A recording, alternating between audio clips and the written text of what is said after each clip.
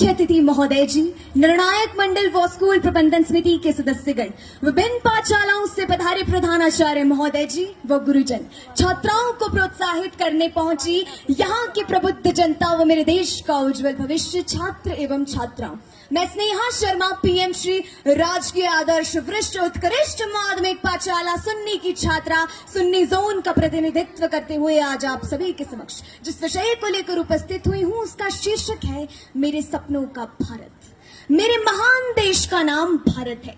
मेरे सपनों का भारत कैसा हो, इसको जानने से पहले भारत के बारे में जानकारी ले लेते हैं। भारत का शाब्दिक अर्थ है जहां सूर्य की आभा हो। भा का अर्थ है सूर्य का प्रतीक और रथ का अर्थ है रमा हुआ। जिस देश में सूर्य जितना प्रकाश हो, तेज हो, वो भारत है और उस भारत के हम नागरिक हैं। हालांकि इसका नाम दुष्यंत व शकुंतला के पुत्र राजा भरत के नाम से प्रेरित होकर पड़ा। मेरे सपनों का भारत वो भारत है जब आचार्य चाणक्य ने धनानंद जैसे क्रूर शासक को परास्त कर स्वच्छंद शासक की नींव रखी। मेरे सपनों का भारत वो भारत है जब कश्मीर से कन्याकुमारी तक वैदिक पद्धति हुआ करती थी। मेरे सपनों का भारत वो भारत है जब चीन के फायान और जर्मनी के मैक्स मूल जैसे विद्वान भारत में आकर दर्शन शास्त्र और वेदों का अध्ययन किया करते थे। महोदय, हम मारना भी जानते हैं और बचाना भी। हमने दुश्मनों के लिए फाइटर जेट्स बनाई, संगीन बनाई, लेकिन जब जिंदगी की सांस टूटने लगी तो हम ही नहीं वैक्सीन बनाई और लिख दिया उस वैक्सीन पर सर्वे संतु निरामया, यानी कि ईश्वर सिर्फ हम पर ही नहीं हर किसी पर, सब पर करे दया। अयम निजा परोवेति गणना लघु चेतसाम उदार चरिता नाम तू वसुधैव कुटुंबकम, अर्थात यह मेरा है और यह तुम्हारा।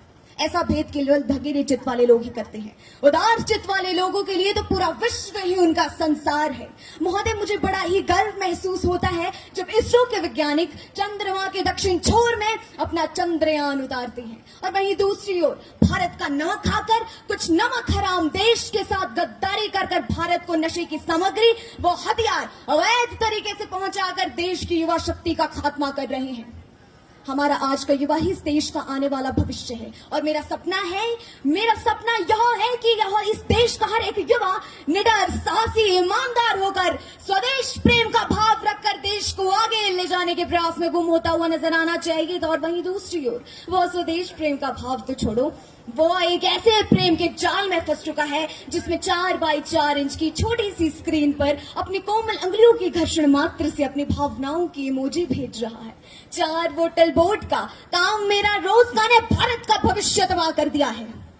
ऐसे तो मेरा सपना पूर्ण नहीं होगा आदरणीय, हमें छोटी छोटी कोशिशें करनी होगी। युवा शक्ति बैठी है, चाहती हूँ कि गौर करें कि बलिदानियों की उस गाथा में तुम बलिदानियों का एक और पन्ना जोड़ दो। बलिदानियों की उस गाथा में तुम बलिदानियों का एक और पन्ना जोड़ दो, या तो समर्पित कर दो प्राण देश को या तो इस देश की ही बातें करना छोड़ दो। अरे चिट्ठियां यदि प्रेम की पढ़ते हमारे क्रांतिकारी तो कोई अपने जिगर में देश को बोता नहीं और हुस्न में ही डूब जाते यदि भक्त शेखर, तो धरा पर मिटने वाला मिलता लाल एक लौता नहीं। उस समय का हर एक युवा यदि दिल में बगावत ढंगता तो राष्ट्र अपना फिर से कभी गुलामी को ढोता नहीं और राणा शिवाजी खेलते यदि रूप रंगों के खिलौने तो कहीं इस देश का ये अस्तित्व होता नहीं। महोदय, आज की श्रृंखला की सबसे कड़वी बात कहने जा रही हूँ और मुझे पता है कि मैं इस समय कहां पर खड़ी हूँ। मुझको तो सारी धरती की जीवन गाथा दिखती है, मुझको तो सारी धरती की जीवन गाथा दिखती है और भारतीय संस्कृति की शुद्ध सुजाता दिखती है।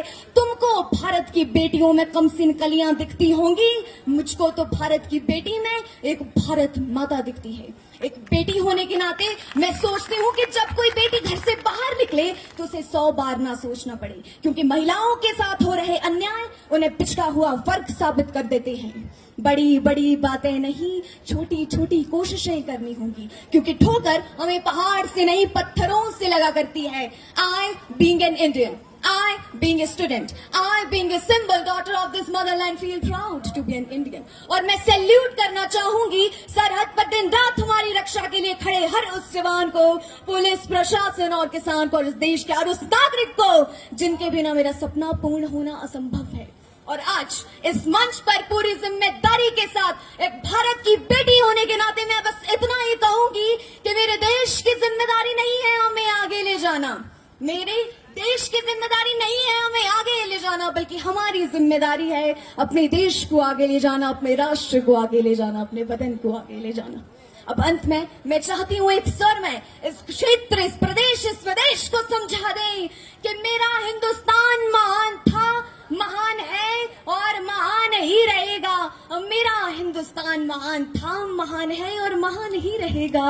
होगा हौसला सबके दिलों में बुलंद तो एक दिन पाकिस्तान भी जय हिंद कहेगा, क्योंकि देश से है प्यार तो हर पल ये कहना चाहिए, मैं रहूं या ना रहूं भारत ये रहना चाहिए।